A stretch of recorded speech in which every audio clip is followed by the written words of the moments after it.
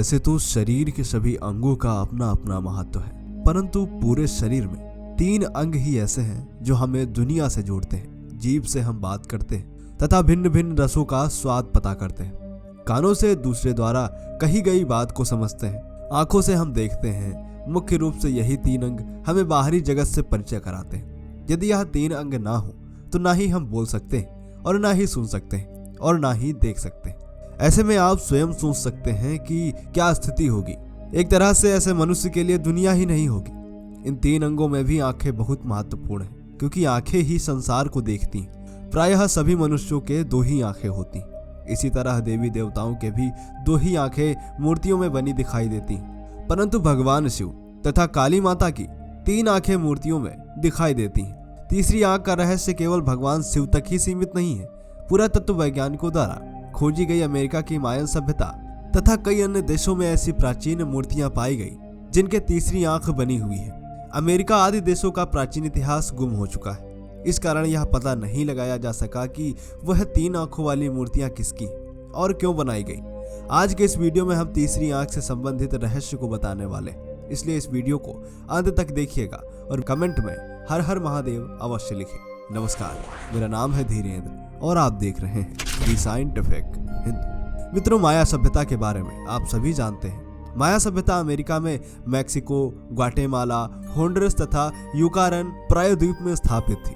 वैज्ञानिक काफी सालों से पता लगा रहे हैं कि आखिर यह सभ्यता कैसे खत्म हुई तथा इसका इतिहास क्या है, परंतु अभी तक वह किसी नतीजे पर नहीं पहुंच पाए। उन्हें सबसे ज्यादा हैरान कर देने वाली वह मूर्तियां हैं जिनके 3 आंखें बनी हुई। क्या उस समय ऐसे मानव हुआ करते थे जिनके 3 आंखें हुआ करती थी, या यह मूर्तियां ऐसे ही बनाई गई? यह मूर्तियां देखने में किसी देवता की भी नहीं लगती। इसी तरह दक्षिण अमेरिका में पेरू में कुछ तांबे की मूर्तियां मिली हैं जिनके 3 आंखें बनी हुई हैं। अब तक प्राप्त जानकारी के अनुसार माया सभ्यता 1500 ईसा पूर्व से लेकर 11वीं शताब्दी तक विद्यमान थी।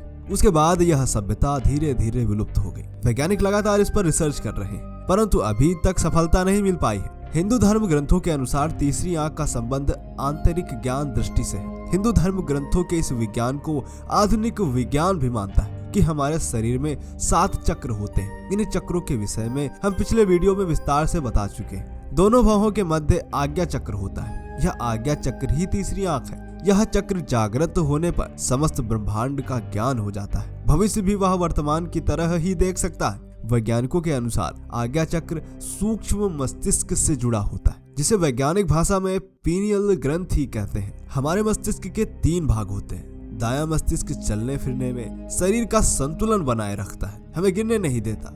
बायां मस्तिष्क बोलने तथा पहचानने में सहायक होता है। पृष्ठ मस्तिष्क हमारी नींद, भूख, आदतों, इच्छाओं आदि पर नियंत्रण रखता है, परंतु इन सब कार्यों में पृष्ठ मस्तिष्क का केवल 10% ही उपयोग होता है। 90% पृष्ठ मस्तिष्क सोया हुआ रहता है। इसे ही वैज्ञानिक भाषा में पीनियल ग्रंथि कहते हैं। हिंदू धर्म ग्रंथों में इसे तीसरी आंख कहा जाता है। आज्ञा चक्र का संबंध भी इसी से है। यह पृष्ठ मस्तिष्क ही हमें सोते समय सपने दिखाता है। बहुत से वैज्ञानिक अभी इस पर रिसर्च कर रहे हैं तथा एक मत नहीं है। कुछ वैज्ञानिक मानते हैं कि दिन में हो रही घटनाओं में से जो घटना मनुष्य को अधिक प्रभावित करती है वही वह सपने में देखता है। परंतु कुछ वैज्ञानिकों ने यह भी रिसर्च में पाया है कि कभी कभी सपने में देखी गई घटना वास्तविक में घटित होती है। इसे ही भविष्य का पूर्वाभास कहा जाता है। कुछ ऐसे भी तथ्य देखे गए हैं जिनमें मनुष्य को अपने पूर्व जन्म की बातें याद आ गईं। हिंदू धर्म ग्रंथों की माने तो यह मस्तिष्क ध्यान, प्राणायाम आदि के द्वारा सक्रिय किया जा सकता है। इसके सक्रिय होने पर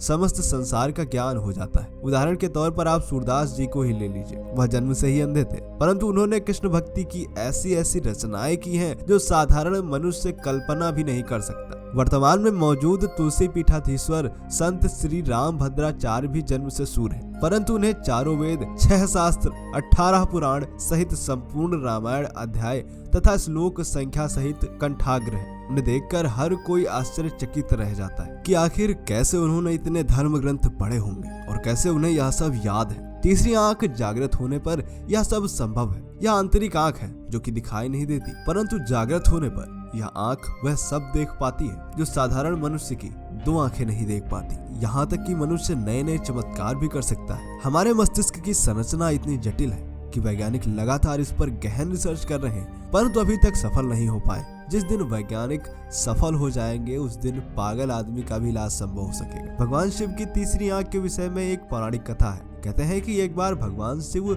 सभा कर रहे थे। उस सभा में ऋषि मुनि देवता बैठे हुए थे। उस समय माता पार्वती जी ने हंसी मजाक में अपने दोनों हाथों से भगवान शिव के दोनों नेत्रों को बंद कर दिया। परिणाम स्वरूप तीनों लोकों में अंधेरा छा गया। सभी जीव जंतु व्याकुल हो उठे। उस समय भगवान शिव ने भौहों के मध्य तीसरा नेत्र उत्पन्न किया, परंतु इस नेत्र का प्रकाश हजारों सूर्य के समान तीव्र था। इसे देखकर संसार जलने लगा। यह देखकर माता पार्वती जी ने अपने हाथ हटा लिए और इस तरह सब कुछ पहले जैसा सामान्य हो गया। तब भगवान शिव ने माता पार्वती जी से कहा था कि सूर्य और चंद्रमा मेरी दो आंखें हैं, जिससे मैं संसार को देखता हूँ। जिस पल मैं संसार को नहीं देखूंगा उसी पल यह संसार नष्ट हो जाएगा। तीसरे नेत्र के विषय में उन्होंने कहा था कि यह आत्मा का नेत्र है। जो कुछ दो आंखों से नहीं देखा जा सकता वह तीसरे नेत्र द्वारा देखा जा सकता है। हिंदू धर्म ग्रंथों में वर्णित इस प्राचीन विज्ञान पर आधुनिक वैज्ञानिकों को अभी और अधिक गहन शोध करने की आवश्यकता है। वैसे आपका इसके विषय में क्या सोचना है कमेंट करके बताएं।